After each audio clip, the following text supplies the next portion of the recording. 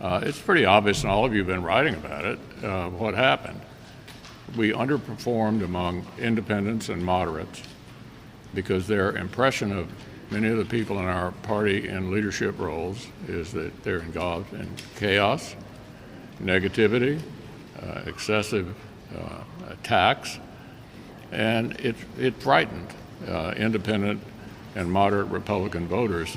And we saw that, which is why you all recall I never predicted a red wave. That was Senate Minority Leader Mitch McConnell, criticizing his own party's candidates as chaotic, extreme, and scary. So we finally proven Mitch McConnell can tell the truth. But if the MAGA nutcases the GOP nominated in 2022 are giving McConnell heartburn, hang on tight, because the most MAGA man of all has an announcement to make. In order to make America great and glorious again, I am tonight announcing my candidacy for President of the United States. Our country is in a horrible state. We're in grave trouble. This is not a task for a politician or a conventional candidate. This is a task for a great movement that embodies the courage, confidence, and the spirit of the American people. Yeah, we're going to do this again. In a speech that ran so long that even Fox News ended up cutting him off, Donald Trump announced to a captive audience at Mar-a-Lago that he's ready to make yet another run for president. And when I say captive, I mean it. They literally weren't allowed to leave. Help is on the way. Joe Biden has abolished America's borders. We are going to restore and secure America's borders just like we had them before, best ever. We built the wall, and now we will add to it. Now we built the wall. Mitch McConnell is right to be worried. And word is McConnell made it clear that senior Republicans should not attend Trump's big announcement. That's why, even though he's the former president and the face of the GOP, almost every Republican politician chose to skip his event. Even Trump bootlicker Matt Gaetz said he just couldn't get away, but he'd be there in spirit. But Trump's announcement was far from empty.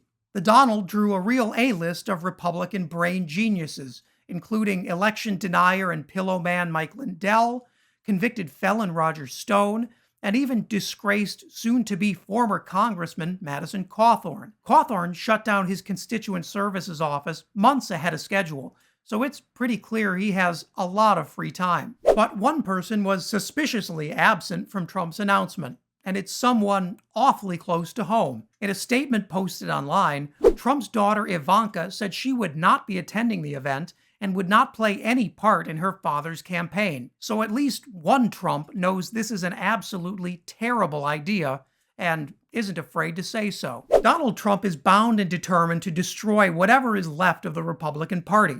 He's supporting a challenge to Mitch McConnell's attempt to stay on as Senate Minority Leader. And now he's prepared to torch his own party in a crazy bid to become president again. Even Josh Hawley admits that the good times are over. I think that this election was the funeral for the Republican Party as we know it. The Republican Party, as we have known it, is dead. And voters have made that clear. And in particular, the folks who did not vote for Republicans in this last election were independent voters, working class independent voters, folks who voted for President Obama once upon a time, folks who then voted for President Trump but stayed home this time. We are not a majority party unless we can appeal to those voters. Yes, Insurrection Man has a point. 2022 is a funeral for the Republican Party as we've known it. But what Josh Hawley is proposing isn't a return to the GOP of old. He thinks the answer is even more Trumpism, but with a candidate a little bit more disciplined than Trump. And that future is more likely than you think. From McConnell to McCarthy to Hawley to Ron DeSantis, it's clear Republicans are sick of Donald Trump costing them winnable races. And they see themselves as the smarter, more calculating, more camera-ready voices of the right-wing fascism to come. And no one sells that Trump with a brainstem narrative better than Florida Governor Ron DeSantis. As the Financial Times notes, Ron DeSantis is Donald Trump with brains and without the drama, and he's surged in national and state polling by promising to deliver all of the strong-armed fascism of Trumpism without Trump's stupidity or unpredictability. DeSantis is promising to do to America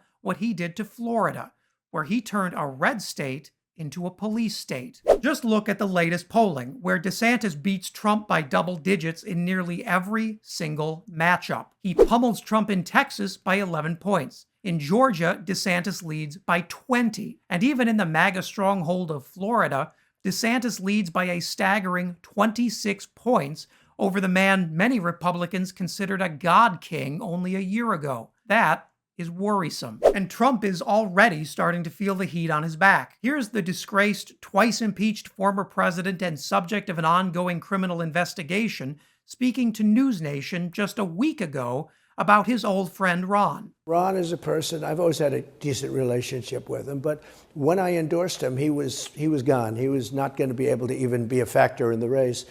And as soon as I endorsed him, within moments, the race was over. I got him the nomination. He didn't get it, I got it, because the minute I made that endorsement, he got it.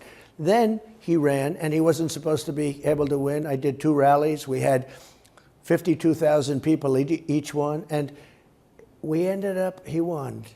And I thought that he could have been more gracious, but that's up to him. The 2024 presidential race is officially underway, and oh God, it is going to be exhausting watching these dopes hit each other over the head. But Democrats also have a responsibility to the Republic. Start the campaign tomorrow, and don't let up until the last polling place closes in 2024, because the only alternative is authoritarianism, either the stupid kind or the really, really dangerous kind. If you made it to the end, thanks so much for watching. Please leave a like, consider subscribing, and check out my new Substack at maxburns.substack.com for even more coverage. And leave a comment below so you can let me know what I should cover next.